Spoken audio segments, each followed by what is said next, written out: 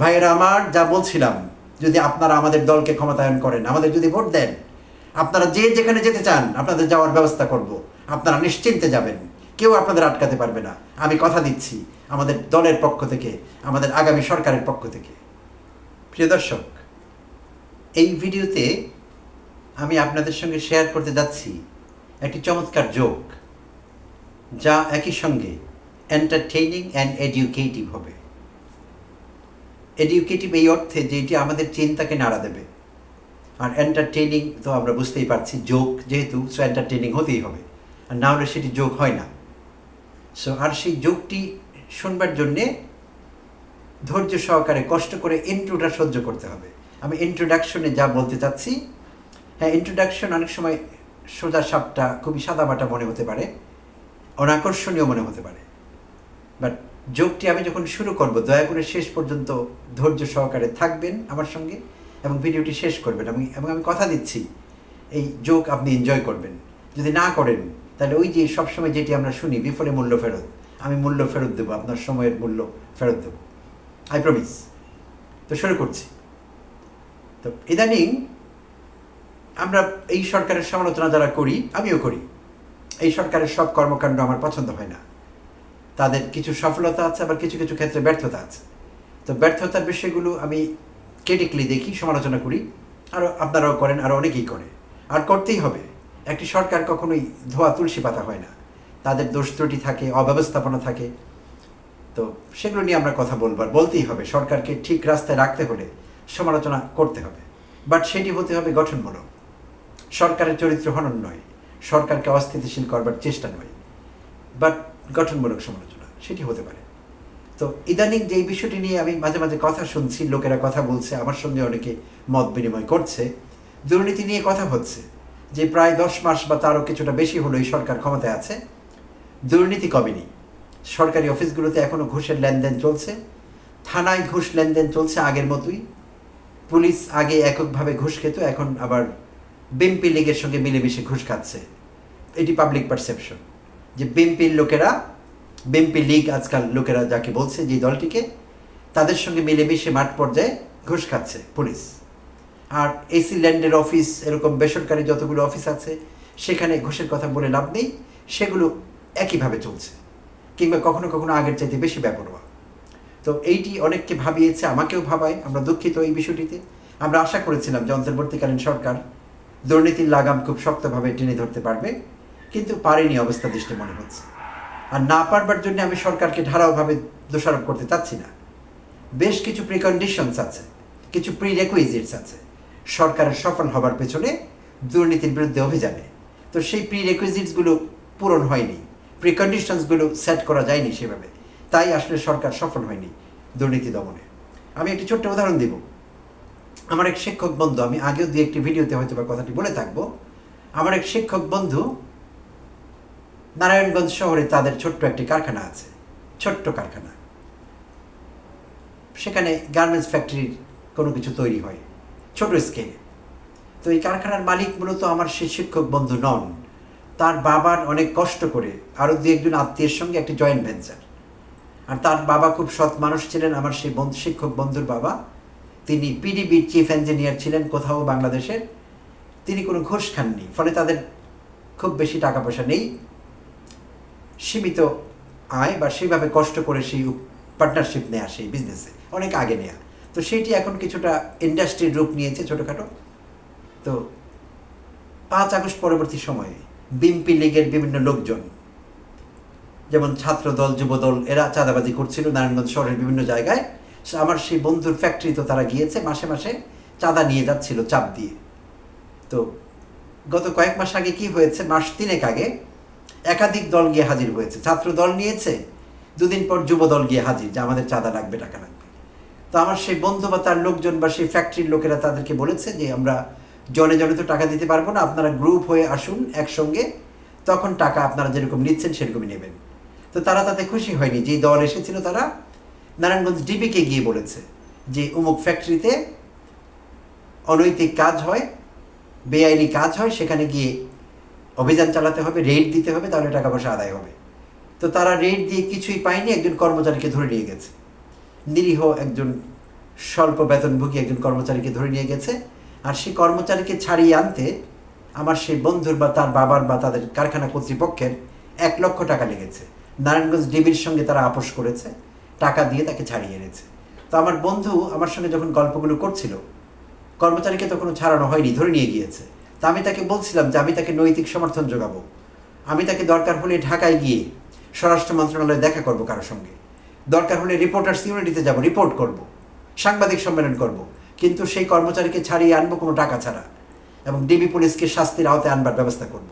আমি আমার বন্ধুকে আশ্বাস দিয়েছিলাম, আমার সব রকম সহযোগিতার হাত বাড়াবার প্রতিশ্রুতি দিয়েছিলাম।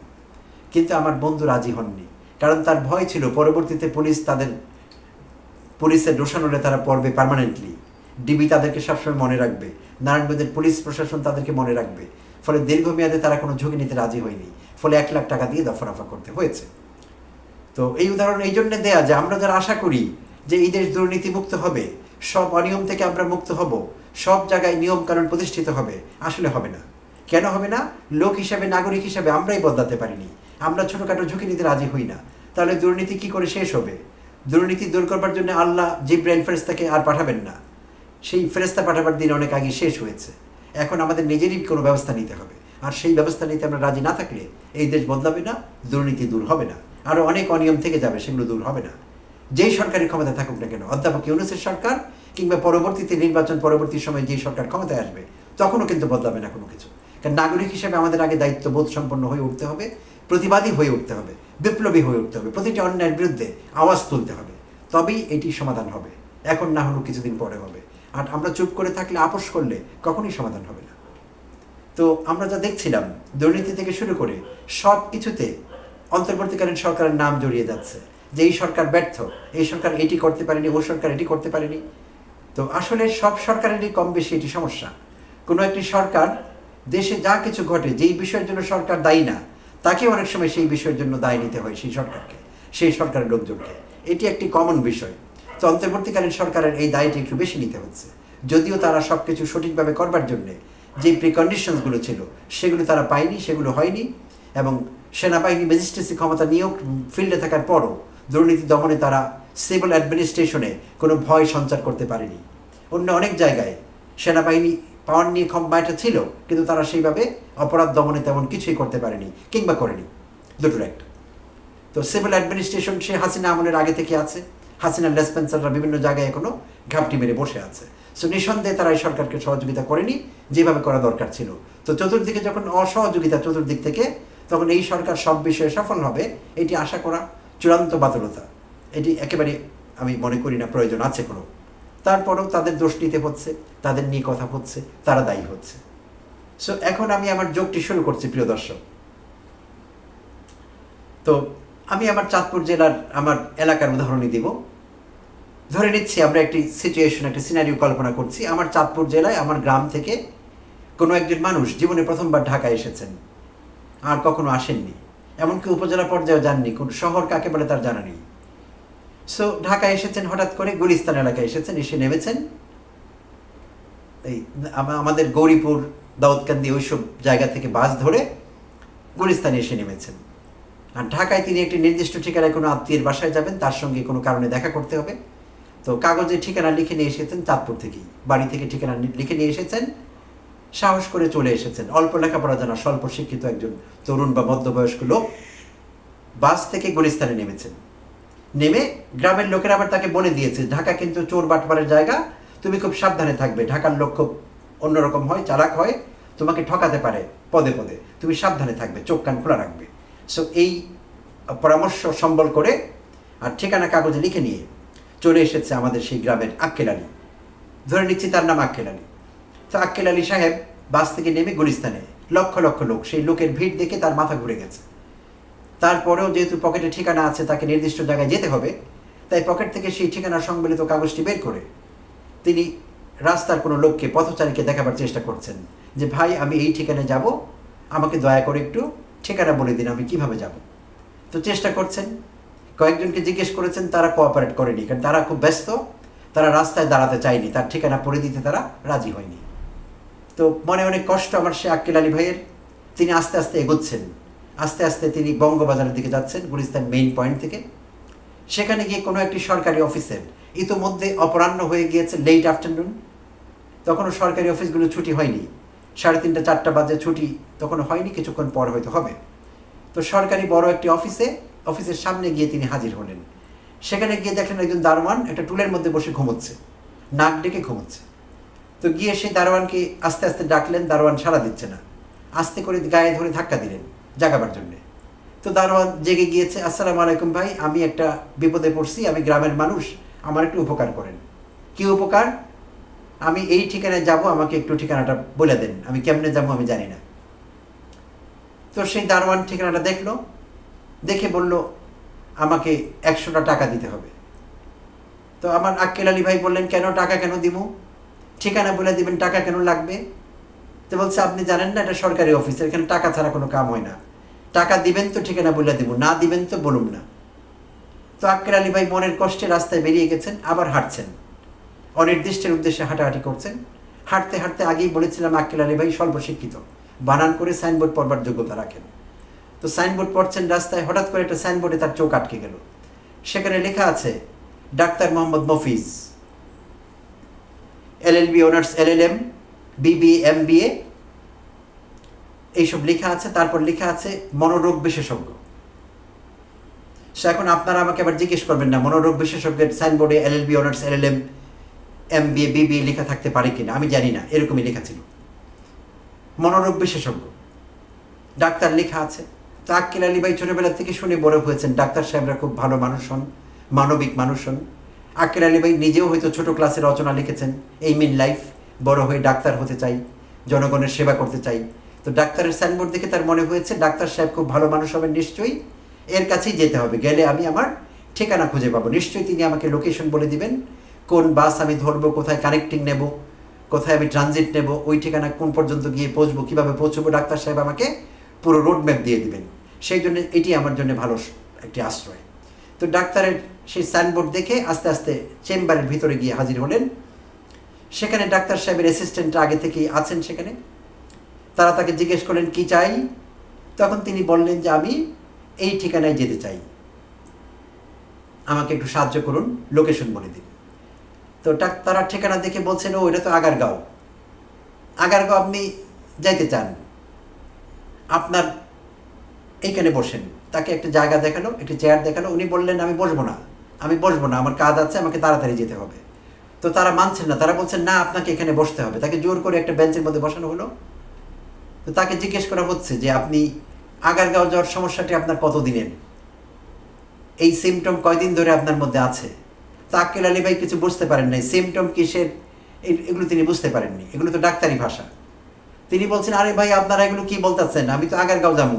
বলছে বুঝছি তো, আগারগাঁও সবাই যাইতে চায়, আপনিও চান, আগারগাঁও যাওয়ার সমস্যাটা কয়দিনের পুরনো, সেটাই তো জিগাইতেছি। তো তিনি রাজি হচ্ছেন না এই প্রশ্নের উত্তর দিতে। তাকে এইবার দেখিয়ে দিয়েছেন একটি বিছানা, সিক বেড যেটাকে বলি আমরা, ডাক্তার সাহেবরা যেখানে শুয়ে রুগীকে পরীক্ষা নিরীক্ষা করেন। এইবার তারা ইঙ্গিত করছেন ডাক্তারের সহকারীরা, এই সিক বেডে আপনি শুয়ে পড়েন, ডাক্তার সাহেব আইতেছে, আপনারা দেখবেন। তো আক্কেল আলী ভাই বলছেন আমি রুগী না ভাই, আমি আগারগাঁও যাবো। বলছে হ্যাঁ সব রুগী এই কথাই কয়, যেটা কইছে এটা শুনেন, এই সিটে শুয়ে পড়েন। তো উনি তো শুতে রাজি হচ্ছেন না, তাকে জোর করে কয়েকজন ধরে সিটে শুয়ে দিয়েছে। তিনি উঠে যাওয়ার চেষ্টা করছেন, তার হাত স্ট্র্যাপ দিয়ে বেঁধে ফেলা হয়েছে। সো হাত পা বেঁধে তাকে সিটে শুয়ে রাখা হয়েছে, ডাক্তারের আসার অপেক্ষা চলছে। তো বারবার তারা রুগীরা কেস হিস্ট্রি নিচ্ছে, বড় ডাক্তারদের সহকারীরা কিন্তু কেস হিস্ট্রি নিয়ে থাকে, বড় ডাক্তার আসবার আগে তার রোগের সিমটমগুলো সব কিছু তারা কাগজে নোট করে, আপনাদের জানা আছে। তো তারা জিজ্ঞেস করছেন কবে থেকে আপনার এই সমস্যা, আগারগাঁও আপনি কতদিন ধরে আপনার যেতে ইচ্ছে করে, এবং আগারগাঁও যাওয়ার যে সিমটম বা লক্ষণ এটা আপনার কতদিনের পুরনো, এবং কোন সিজনে এটা বেশি বাড়ে, শীত গ্রীষ্ম বর্ষা কোন ঋতুতে আপনার বেশি বেশি আগারগাঁও যেতে ইচ্ছে করে। এই সমস্যাটা আমাদের ডাক্তার সাহেব ভালো ওষুধ দেবেন, আপনি আর কোনোদিন আগারগাঁও যেতে চাইবেন না, ভালো চিকিৎসা আপনি এখানে পাবেন, আপনাকে কথা দিচ্ছি। কিন্তু সহযোগিতা করেন তথ্য দিয়ে, আমাদের জানা দরকার কবে কবে আপনার এই সিমটম হয়, এবং দিনের কোন সময়টাতে, সকালে দুপুরে বিকেলে, কখন কখন আপনার বেশি বেশি আগারগাঁও যেতে ইচ্ছে করে। এই সবগুলো তথ্য আমাদের দেন, দিলে আমরা ডাক্তার সাহেবকে দেব, কাগজে লিখছি, আপনার ভালো চিকিৎসা হবে ইনশাল্লাহ, আপনি আগারগাঁও আর কখনো যেতে চাইবেন না, এই অসুখ আপনার চিরতরে ভালো হয়ে যাবে। তো আক্কেল আলী সাহেব তার মাথা ঘুরে গেল, তিনি আর কিছু বলছেন না, কোনো রকম কথা তিনি বলছেন না, তিনি চুপচাপ আছেন একেবারে। তিনি বিস্ময়ে অভিভূত হয়ে, যেটাকে আমরা বলি বিশ্ব আবির্ভূত, শকড হয়ে তিনি চুপ করে আছেন, তিনি আর কিছুই বলছেন না। ডাক্তার সাহেব আসলেন একটু পরে, এসে তার যা পরীক্ষা নিরীক্ষা করলেন, করে তাকে একটা প্রেসক্রিপশন ধরিয়ে দিলেন। সেই প্রেসক্রিপশনে কিছু ওষুধের নাম লেখা আছে, তাকে বলা হলো যে এই ওষুধগুলো আপনি এই নিয়মে সেবন করবেন, করলে আগারগাঁওয়ার আপনার যদি ইচ্ছে করবেন আগারগাঁও যাওয়ার সমস্যা আপনার সমাধান হয়ে যাবে। তো আক্কেল আলী ভাই বেরিয়ে যাবেন, কর্মচারীরা ধরেছে, ডাক্তারের অ্যাসিস্ট্যান্টরা ফি দেন। কিসের ফি? এই যে ডাক্তার সাহেব আপনাকে দেখলেন, ডাক্তারের ফি। তো আক্কেল আলী ভাই বললেন, ভাই আমি তো আপনারা দেখতে বলি না, আমি তো রুগী না। বলছে কথা কম, ফি দেন। তো আক্কেল আলী ফি দিতে রাজি ছিল না, গ্রামের মানুষ টাকা তো বেশি নিয়ে যায়নি সঙ্গে। তো অ্যাসিস্ট্যান্টটা তার পকেট হাতড়িয়ে তার ব্যাগ খুঁজে যা পাওয়া গিয়েছে টাকা পয়সা সব রেখে দিয়েছে, রেখে দিয়ে তাকে ছেড়ে দিয়েছে। তো ছেড়ে দেওয়ার পর মনে অনেক কষ্ট নিয়ে, হতাশ হয়ে তিনি আস্তে আস্তে হাঁটছেন। সেই ডাক্তারের চেম্বার থেকে বেরিয়ে আস্তে আস্তে হেঁটে হেঁটে বাইতুল মোকাররম মসজিদের দিকে যাচ্ছেন। বঙ্গবন্ধু এভিনিউ হয়ে বাইতুল মোকাররম মসজিদের দিকে রওনা হয়েছেন, আস্তে আস্তে হেঁটে হেঁটে যাচ্ছেন। তো সেখানে গিয়ে দূর থেকে মাইক্রোফোনে শুনতে পাচ্ছেন বিশাল শব্দ আসছে, আওয়াজ আসছে, বিশাল জনসভা হচ্ছে, সেখানে কোনো এক ঐতিহাসিক বক্তা ঐতিহাসিক ভাষণ দিচ্ছেন। তো মাইক্রোফোনের দূর থেকে তিনি শুনছিলেন আর হেঁটে হেঁটে ওদিকে যাচ্ছিলেন। তো সেই বক্তা বলার চেষ্টা করছিলেন যে ভাইয়েরা আমার, আজকের এই ঐতিহাসিক দিনে, এই ঐতিহাসিক সমাবেশে ঐতিহাসিক জননেতা অমুক একটু পরে চলে আসবেন আর ঐতিহাসিক ভাষণ দেবেন, এবং এখানে আজকে একটি ইতিহাস রচিত হবে। সেই নেতা এসব বলছিলেন। আর আমাদের দলকে যদি ক্ষমতায়ন করেন, আমাদের দলকে যদি ভোট দেন আসন্ন নির্বাচনে, তাহলে আমরা আপনাদের জন্য এমন ব্যবস্থা করব যে আপনাদের প্রতিটি গ্রামে, বাংলাদেশের ৮৬,০০০ গ্রামের প্রত্যেক গ্রামে আমরা বিশ্বকাপ ফুটবল দেখাবার ব্যবস্থা করব। আপনাদের যা যা লাগে প্রতিটি গ্রামে আমরা বিশেষায়িত হসপিটাল করব, প্রতিটি গ্রামে আমরা বিশ্ববিদ্যালয় করব, যা যা সুযোগ সুবিধা আছে আপনাদের সব দেবো, আপনাদের কারো কোনো সমস্যা থাকবে না, সব সমস্যার সমাধান করবে আমাদের সরকার, আমাদের ঐতিহাসিক নেতা। তো এই বক্তব্য তিনি রাখছিলেন মাইক্রোফোনে। আর এই বক্তব্য শুনে আমাদের সহজ সরল আক্কেল আলী ভাই মনে মনে ভাবলেন, এই লোকই আমার আসল কাজে আসবে, আমার উপকার করতে পারবে। এতক্ষণ কেউ আমার উপকার করেনি, সব চোর বাটপার ফরিয়া ধরনের লোক ছিল। আক্কেল আলী মনে মনে এই কথা ভাবতে ভাবতে সেই জনসমাবেশের দিকে আস্তে আস্তে এগোতে থাকলেন। এক পর্যায়ে মঞ্চের পেছন দিক থেকে গিয়ে আস্তে আস্তে হামাগুড়ি দিয়ে মঞ্চে উঠে সেই নেতা যখন কথা বলছিলেন, তার কাঁধে রাখা ছিল শল আর সেই ব্র্যান্ডের পাঞ্জাবি। প্রিয় দর্শক, আপনারা জানেন বড় বড় নেতাদের পাঞ্জাবি পরতে হয়, কাঁধে একটি শল রাখতে হয়, এটি একটি ঐতিহ্য। তো আস্তে আস্তে পেছনের দিক থেকে গিয়ে হামাগুড়ি দিয়ে নেতার পেছনে গিয়ে দাঁড়ালেন। দাঁড়িয়ে নেতার পাঞ্জাবি ধরে আস্তে আস্তে টান দিচ্ছেন। নেতা তো সামনের দিকে অডিয়েন্সের দিকে মুখ করে বক্তৃতা দিচ্ছেন, একটু পরে পরে পাঞ্জাবি ধরে টান দিয়ে তার দৃষ্টি আকর্ষণ করবার চেষ্টা করছিলেন আক্কেল আলী। তাকে বারবারই বলছিলেন, ভাই আমি একটু আগারগাঁও যাবো, আমার আগারগাঁওয়ের ঠিকানাটা একটু কয়ে দেন। তো নেতা তার দিকে মনোযোগ দিচ্ছিলেন না। তো ৩বার ৪বার যখন পাঞ্জাবিতে টান পড়েছে, এক পর্যায়ে তিনি বলছিলেন, আপনার কি সমস্যা, আমাকে বিরক্ত করতেছেন কেন লেগে, আমি তো ভাষণ দিতেছি। তা আক্কেল আলী ভাই বললেন যে আমি একটু আগারগাঁও যাবো। এইবার নেতা আক্কেল আলী ভাইকে টান দিয়ে পেছন থেকে সামনে নিয়ে আসলেন, নিয়ে এসে বুকে জড়িয়ে ধরলেন। জড়িয়ে ধরে বললেন, ভাইয়েরা আমার, এই যে সহজ সরল গ্রামের মানুষটিকে দেখতে পাচ্ছেন আপনারা, যাকে আমি বুকে জড়িয়ে ধরে আছি, আপনার কি নাম ভাই? আমার নাম আক্কেল আলী। আক্কেল আলী ভাই বাংলাদেশের গ্রামের একজন মানুষ, সহজ সরল মানুষ। তিনি আগারগাঁও যেতে চান, বর্তমান সরকার তাকে আগারগাঁও যেতে দিচ্ছে না। আমি জানতে চাই এই দেশের যে কোনো মানুষের যে কোনো জায়গায় যাওয়ার অধিকার আছে কিনা, যদি থাকে তাহলে আক্কেল আলী ভাইকে আগারগাঁও যেতে দেওয়া হচ্ছে না কেন? তার সঙ্গে এই অনিয়ম কেন করা হচ্ছে? তার গণতান্ত্রিক অধিকার কেন হরণ করা হয়েছে? আমি এই জনসমাবেশে জোর দাবি করছি বর্তমান সরকারের কাছে, বর্তমান স্বৈরাচারী সরকারের কাছে, এই আক্কেল আলী ভাইকে যাতে আটকানো না হয়, তাকে যাতে নিশ্চিন্তে নিরাপদে আগারগাঁও যেতে দেওয়া হয়। ভাইয়েরা আমার, যা বলছিলাম, যদি আপনারা আমাদের দলকে ক্ষমতায়ন করেন, আমাদের যদি ভোট দেন, আপনারা যে যেখানে যেতে চান আপনাদের যাওয়ার ব্যবস্থা করব, আপনারা নিশ্চিন্তে যাবেন, কেউ আপনাদের আটকাতে পারবে না, আমি কথা দিচ্ছি, আমাদের দলের পক্ষ থেকে, আমাদের আগামী সরকারের পক্ষ থেকে।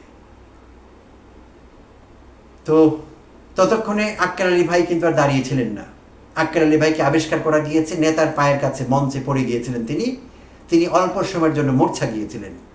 তবে খুশির খবর এই যে তার নাকে মুখে পানি ছেটেবার পর তিনি আবার সুস্থ হয়ে উঠেছিলেন।